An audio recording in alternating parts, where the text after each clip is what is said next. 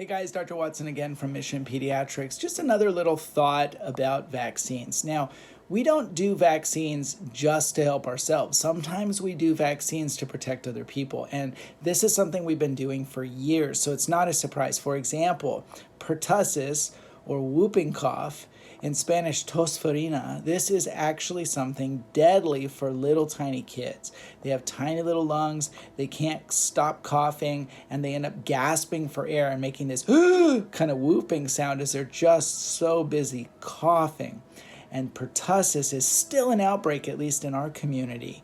And so we do a vaccine with something called acellular pertussis. So if you've heard of DTaP or Tdap, the app part is acellular pertussis.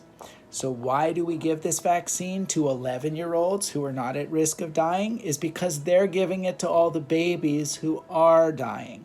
So we've been doing this for years. Another example is varicella vaccine. This is chickenpox. So do you know that if there's a pregnant mom in her first trimester of pregnancy and she catches varicella because she's not immune for whatever reason, that little baby can grow up blind, deaf, all because mom caught chickenpox from maybe someone else who wasn't vaccinated. So we protect everybody because that's part of what vaccines do. So vaccines have a great importance in protecting other people, and it's okay to protect other people with vaccines that we give. Another vaccine is the HPV vaccine, human papillomavirus. Now we give this to boys. Boys generally don't really have cancer problems, as far as we know, associated with human papillomavirus. I mean, they might get warts. We might find one day that the cervical cancer in women has some sort of similarity to prostate cancer in men, possibly from this virus. But right now, we know that women get cervical cancer from human papillomavirus. So we give the vaccine to women and men when they are young, before they're having sex, as a way to protect so that women aren't dying of cervical cancer. So men are getting vaccines when they're boys to protect women. So this is a standard process with vaccines, and so it's completely okay to do vaccines to help other people. So the COVID vaccine in kids is a bit of a hot topic, and there's some debate. So let me put a few things to rest as far as the concerns. Right now, the statements are that boys are getting myocarditis. That's inflammation of the heart muscle after getting the vaccine. And for that reason, many people are a little skeptical, including me at one point, but not anymore.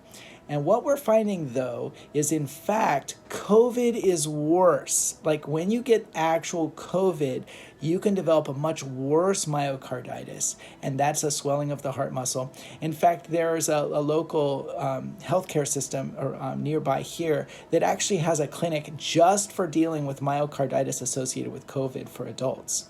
So if you're a kid and you get the COVID vaccine, you might have a risk of myocarditis, but I think your risk is worse when you're actually having COVID. So it's okay to do it, even though there's a risk. It's a very tiny risk. But what other things would you think about if you are having the COVID vaccine? If you're a kid around a vulnerable population, just like pertussis vaccine is given to protect little babies, this is another thing to consider regarding COVID. So the vulnerable populations are people over 65, people with hypertension, people with diabetes, people with obesity. So these things are high risk category groups of people. And even if you've been vaccinated, you can still catch COVID. So what we don't want is to reinfect this population because they're vulnerable. So if you're a kid, ages 12 to or older, and you want to get the COVID vaccine because you're around a vulnerable person, it's a good idea. I think that that's a wise choice because you're using the vaccine to help protect somebody else.